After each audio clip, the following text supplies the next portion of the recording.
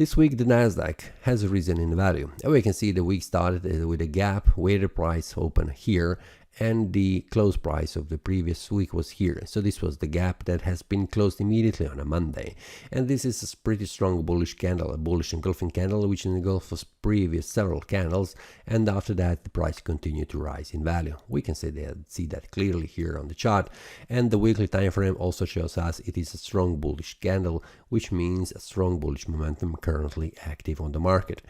On the monthly time frame, we can see we have a bullish candle formed here on the chart, and we have one more day on the next week for this month, but as it looks right now, it will close as a bullish candle. This also shows that we have currently all-time high price level this week, and also this month the price has reached that, which means a strong bullish momentum on the market, indicating further rise in value.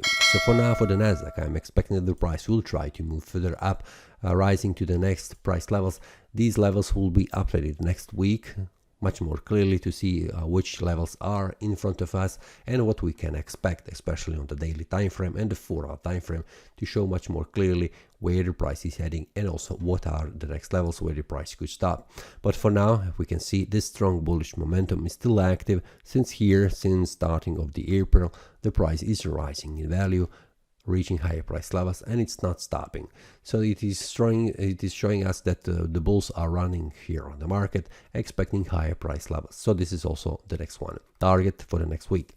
Feel free also to check the link below in the description. It is for the premium analysis, where I share the details with the traders when there is a bullish or bearish breakout. And when they are formed, I also share the details with the traders, what is the entry level, what is the stop loss, and also the take profit level, so you can also join and decide if you would like to follow that information to enter the market. That's all for this week. See you next time, and happy trading. That is all from today's analysis. I hope you enjoyed. If you have any question, feel free to leave a comment. If you like the analysis, click the like button and subscribe. See you next time, and a happy trading.